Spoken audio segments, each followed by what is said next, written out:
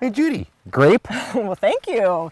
But we have something great for you, a new episode of Garden Time.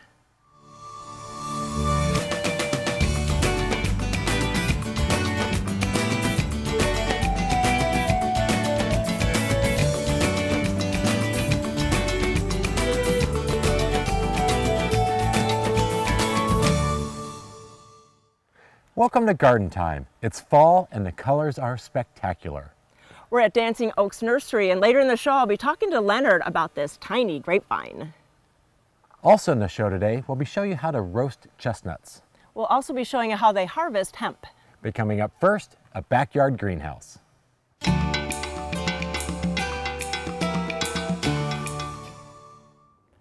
As gardeners, we're always looking to garden 12 months of the year. Well, what about putting a greenhouse in your backyard?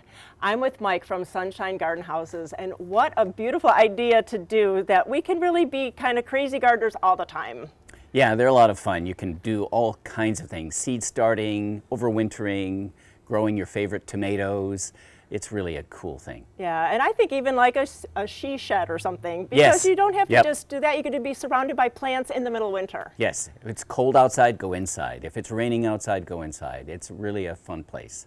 But you know, it has to come down to, is it easy to install? So how is that? How is your product for that? Well, what we do is we make a kit so it's easy to build, and it comes in sections or panels that are already put together. There's a video on YouTube that you can watch to see how it is put together. And it'll take, for the average person, just a day or so to put one together. So there's really no sawing or measuring, it's just like screwing things together? That's right, and we give you the screws too, which is always a good thing. And then what about a surface? Because what if we don't have a pad like this patio? What you'd like to find is someplace that's well drained and level, and it could be gravel, it could be pavers, it could be whatever you have. You could just make sure it's nice and level and well drained.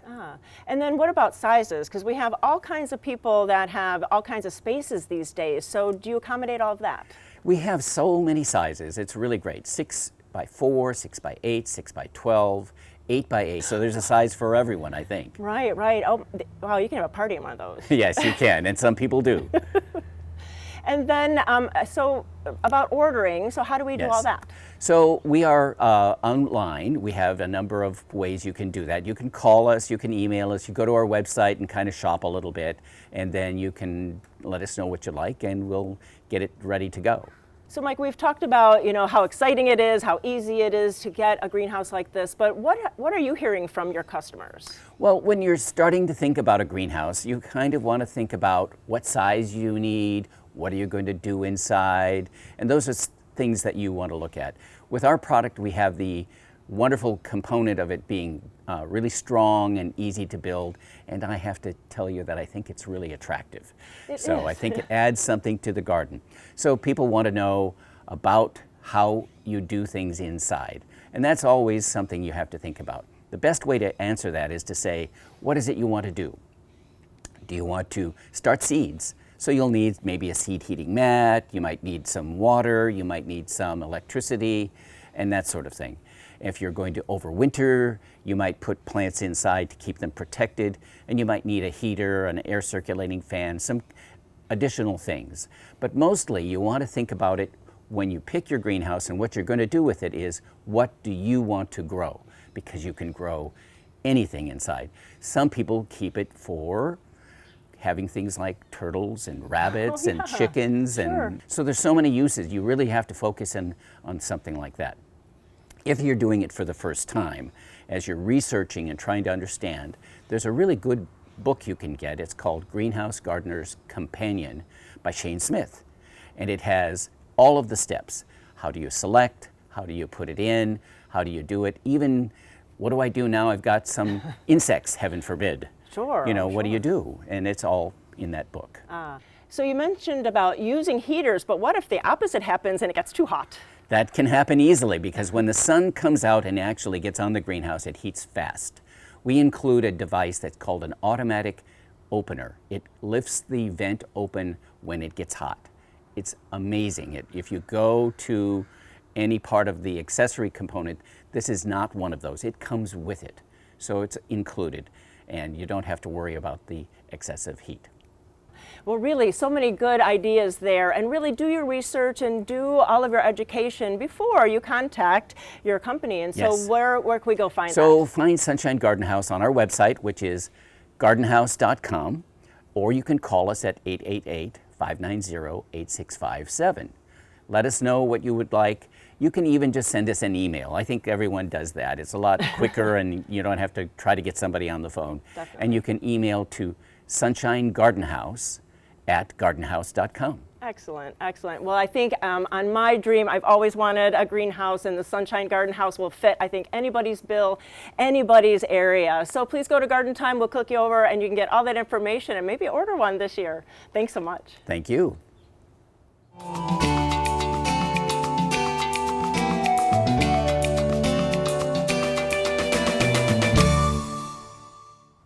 Well, this time of year, when our gardens are starting to go dormant and asleep for the winter, we want to remember to continue to bait for our slugs. So even though our plants are going dormant, the slugs do not. So what we'll want to do is you can either use like a granular or a bait or some sort of even like a beer trap. We just want to make sure that as the plants are going dormant that we don't forget the bait, because the slugs will continue to eat all winter long. So we can go through, we can just kind of sprinkle some of this around, get underneath the foliage. And then what that'll do, that'll attract the slugs to it. So as there's less foliage, the slugs will come out and continue to eat the bait. So even during the winter time, if we have some nice days, go out and bait, because by taking care of them now, come spring, you'll have less slugs and less problems.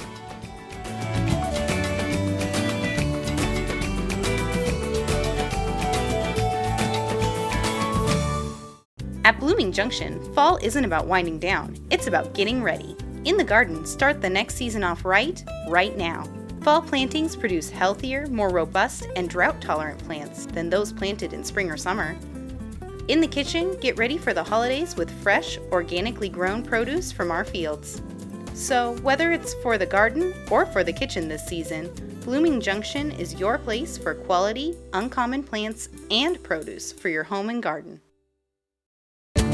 Don't let the cold and wet get you this winter. Warm up to a season of heat with Grimm's Fuel. Grimm's has plenty of wood and heating oil ready to deliver to keep you warm all winter long. Stay warm and cozy with Grimm's Fuel. Every year, trees fall or break, causing property damage, power outages, and injury. Now is the time for Bartlett Tree Experts and Collier Arbor Care to get your trees ready for the extreme conditions ahead. Our free consultation will help to spot the signs of potentially hazardous trees. We can help address problems before they occur. Whether it's trees or shrubs, we can help you get a healthy and beautiful garden. Collier Arbor Care and Bartlett Tree Experts, providing environmentally safe tree care since 1907.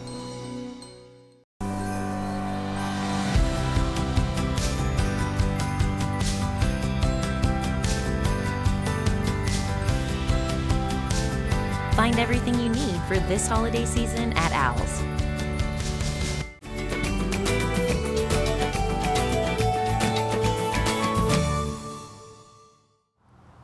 I am at a very unique place. I am at Nella Chestnut Farms with Bernardo Nella. And Bernardo, this is such a cool chestnut farm.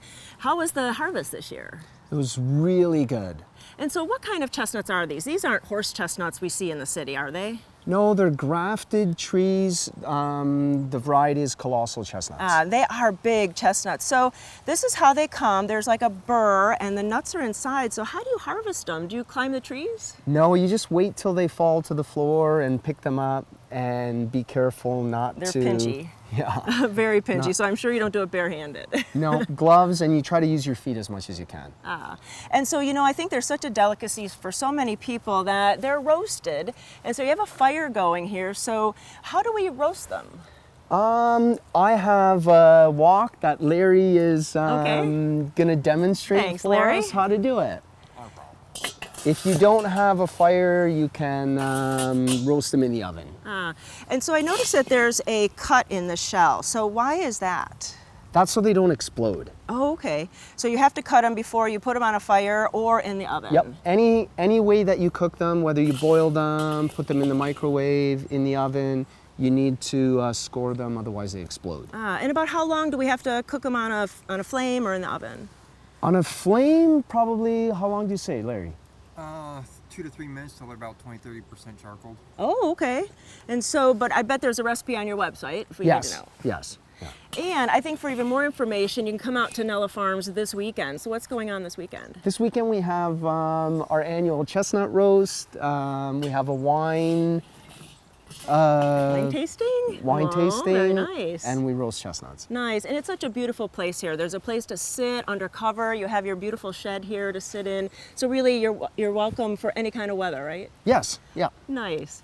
And really you can go to gardentime.tv. We'll click over their website. And so there's pictures of the farm. And then there's also a phone to call or a way to get in touch with you? Sure. You can go to nellachestnutfarm.com or call, it's 800-400-3658. So if you can't come out for the festival, you can come out, you can order the chestnuts to have them delivered to your home, and you can enjoy them in the comfort of your own home. Yep, yeah, we do ship them. Ah, excellent. Well, really, a fun time this weekend, so have a great time. Yep.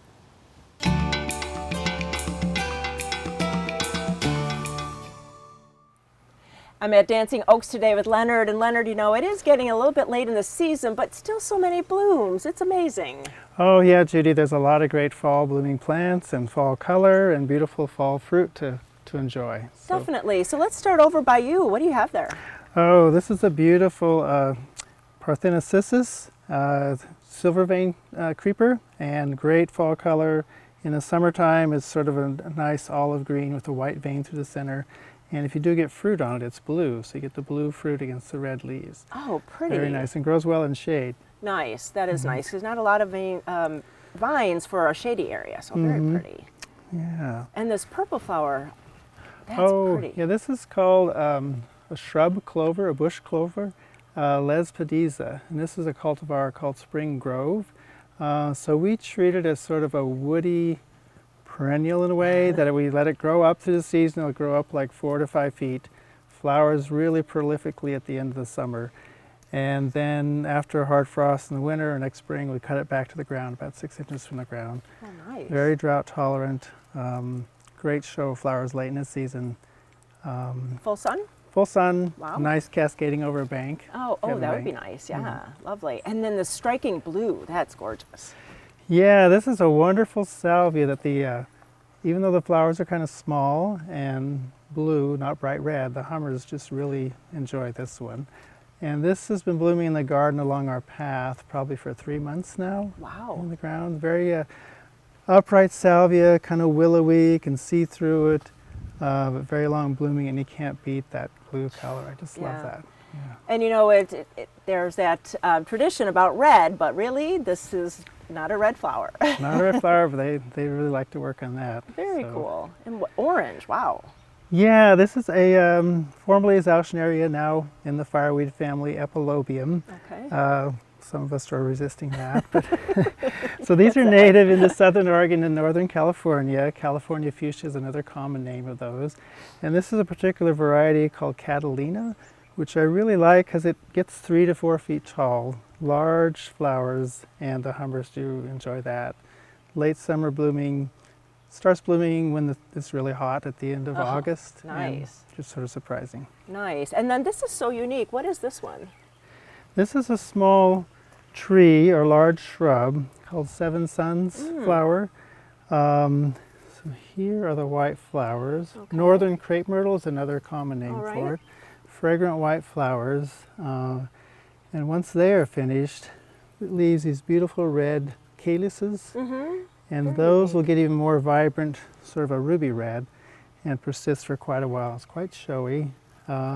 Another aspect about it is the bark is kind of pale cream and brown and shreds. Oh wow, that's nice. It has this nice, nice, interesting texture in the wintertime. And you have to tell me about this grape because I can't believe how big these leaves are. Yes, that is a Japanese glory vine, Vitis cognetiae, and it's grown for its fall color display.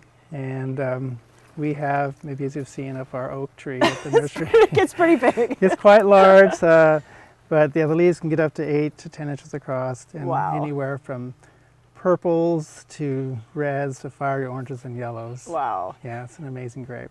And really, it's a time to come out because you're going to be closing down for the season. Next week is the last week, so really this is the time to come and really see some fall color that you can have in your garden, yes? Yeah, it's a great time to come out. We've had a really nice season for color this year. That's so cool. So please go to gardentime.tv, click you over to Dancing Oaks, and come on out and get some plants for fall winter interest. And you got to see this grape in the oak tree. Thanks so much, Leonard. Thanks, Judy. Nice to see you. Nice to see you.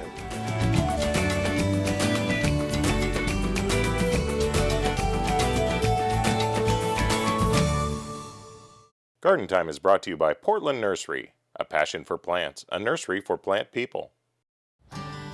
At Portland Nursery, we believe that gardening is a creative endeavor that enriches our experience, enlivens the spaces around us, and provides a safe haven for the mind. Portland Nursery has everything you need to make your space feel unique, inviting, and exciting. From houseplants and hedges to trees, tools, veggies, and herbs, our selection is always growing and changing, just like you. Come visit us today at 50th and Stark, 90th and Division. Create a beautiful living space both inside and out with the help of Terra Casa. Outside, you'll find pottery, fountains, and decor to make your garden unforgettable. And inside, there are home furnishings and just the right accents to make your home warm, inviting, and most importantly, comfortable. Terra Casa has a huge selection of merchandise to fit any home or budget. Plus, we still have all the unique and distinctive gifts that you have come to expect from Terra Casa. Terra Casa in downtown Damascus.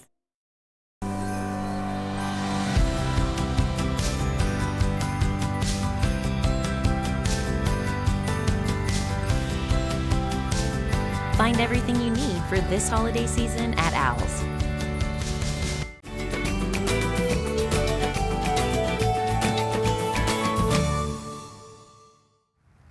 I'm with Giovanna. We're out here at Red Hemp Farm, and we've been out a couple years ago and did a story about the red hemp, and your guys have, getting into the market with that. But you're now expanding because we're not in a field of hemp, but you're doing a lot more things now. So what kind of things are you doing now with this distraction process? With this, so we're standing in front of ashwagandha. So within the contraction of the hemp industry in 2020, we decided to not only start or continue on with the hemp, but start looking at some other ingredients. A lot of these CBD lines are working with functional ingredients. So we worked with some of our clients based on what their needs are and what their formulations are, and started putting some new plants into the field. So that can be anywhere from the ashwagandha or passion flower or tulsi to some different variety trials we look at for different contract manufacturers based on different compounds they're looking at.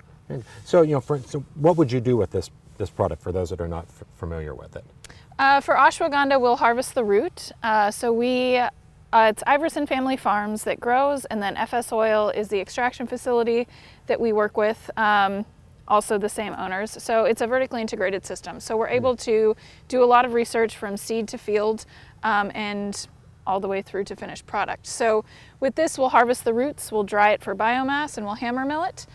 We look at it through CO2 extraction is the primary extraction form we have here. It really just depends on which constituents we're trying to focus on the plants and get the most whole spectrum out of the plants as well. So making sure we're responsibly treating the plants and getting the most out of it. Because the industry is changing and evolving, and you guys have started out with the hemp, and so you're taking the same processes, right, that you're using for that? Yes, so it was essentially just an extension of the hemp. So the hemp, we have always used CO2 extraction. That's what the FS Oil model was, and we wanted to be able to expand that. You used the word nutraceutical, and I think it's kind of a buzzword that's hopping up. What exactly is a nutraceutical? Nutraceutical is just, it's the herbal supplement industry in a nutshell. So you're looking at plants sort of as your medicine versus the pharmaceutical industry where you would go to a doctor and get your diagnostic treatment, I guess, your prescriptions. Those are more isolated compounds. So with CBD, one thing we believe in is the full spectrum. So we don't want to take a single cannabinoid. We want everything to work together in a synergistic form. We want to apply that same principle to these plants as well, which is why we're looking at the multiple different forms of extraction to make sure each compound is being treated the way it needs to be and the efficacy is there for the clients and for the consumers.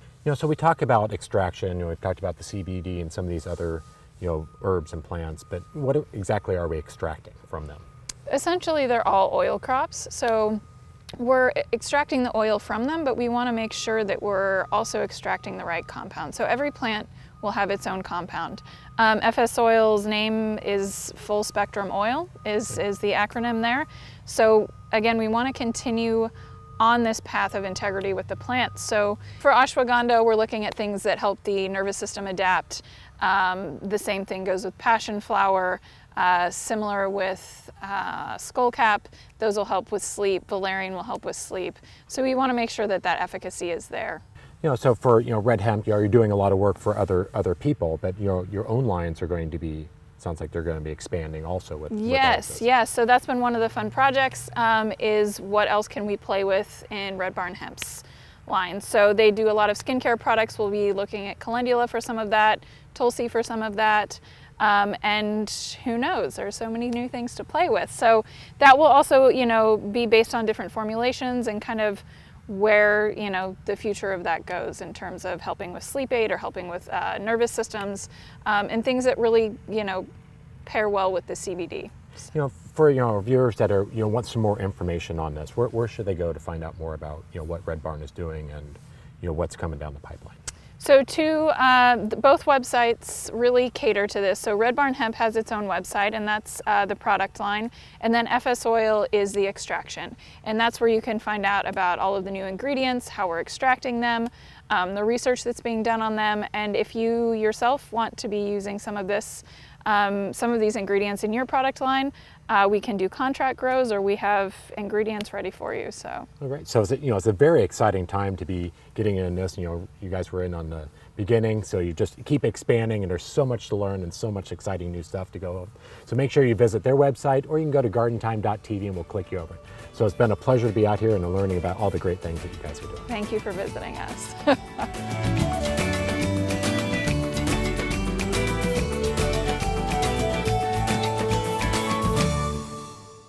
Garden Time is brought to you by Capital Subaru, your way on the Parkway. Welcome to the brand new Capital Subaru. We've taken a big step forward. We've built one of the most unique Subaru dealerships in the U.S. And we know you're going to love it. There's so much to see and do here, like shop at our exclusive pet store. And unwind in one of our amazing new lounge spaces. Or race through the obstacle course at our new dog park. This place is pretty stinking cool. It's time to discover again, with over 72,000 square feet just for you. Capital Subaru, your way on the Parkway. Don't let the cold and wet get you this winter. Warm up to a season of heat with Grimm's Fuel. Grimm's has plenty of wood and heating oil ready to deliver to keep you warm all winter long. Stay warm and cozy with Grimm's Fuel.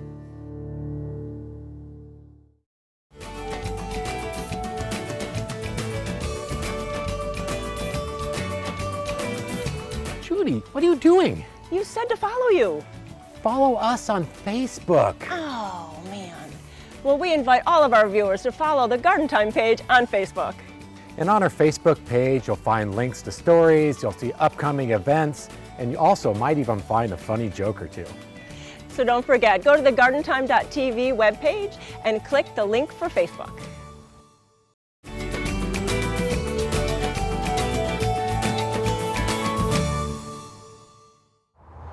I'm out here at Sagala Nurseries. I'm with Brian. And Brian, it is not too early to start thinking about camellias. Oh, it's never too early. We just got some in, and it's a great time to be thinking about them, yeah. It is. They're just starting to come in. We think of them as our winter bloomers, but now is the time to start selecting them out and getting them in the yard. Yeah. So there's, I don't know what we're going to be calling them, winter blooming, fall blooming, but yeah, the Sasanquid camellias, they offer many different sizes or habits. Upright, prostrate growth, very versatile plant, it does well in the garden. And they tend to be the more earlier bloomers of the camellia types, yes, right? That's correct. These are doing it now, but I think normally, being from California, most of the camellias today are from California, or a majority. So they're going to be easily 3-4 weeks ahead on the bloom times on camellias, I noticed, because these in the yard normally would be about 3-4 weeks behind. But yes, they're in bloom now. What is first of Yeah, we're into October now. Yeah. You know, and the Sasanquas tend to have a little bit of a different growth habit. Yes, than they the do. Japonica Yeah, variety. it's going to be a lot smaller leaf, probably more finer foliage on that. What else could we tell you about? So you're going to have this fine texture on it, and it's also going to be a single to semi-double flower. Okay. It's not going to be that full double frilled like the regular camellias.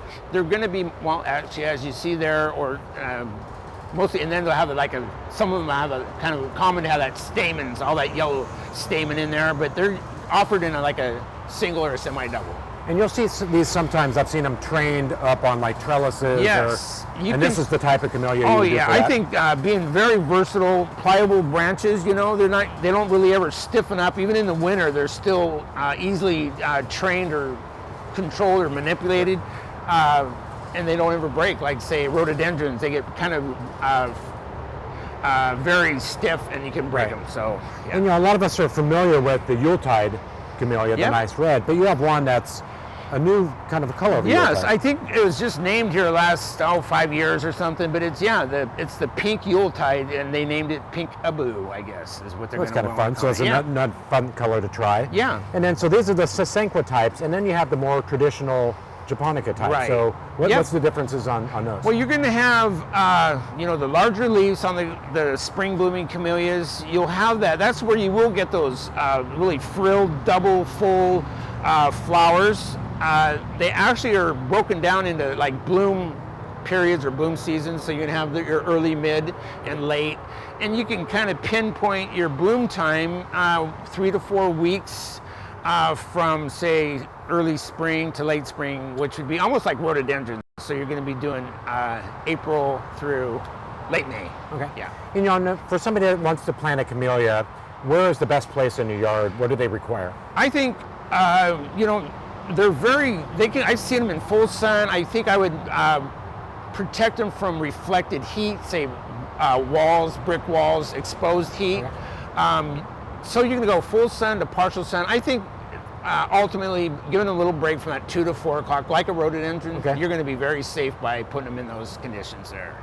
Well, great. So, you know, those come in a rainbow of colors, you know, the whites and pinks, pinks and the yellows, whites. Yes, you're right. There's all sorts of new colors out. So, you know, you have a great selection. You know, now's a great time to come down to Sagawa Nursery, pick out the camellia. So you got some blooms for this all winter and into early next spring. Right. So, you know, for more information on, you know, Sagawa's, make sure you go to their website, or you can go to gardentime.tv and we'll click you over. So, Brian, thanks for having us. Thank you.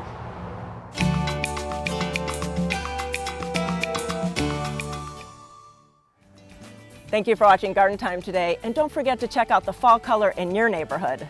And if you're looking to add some color to your yard, make sure you check out your independent garden center. And don't forget to go to gardentime.tv for more information. Ryan and I thank you for watching, and we'll see you next week here on Garden Time.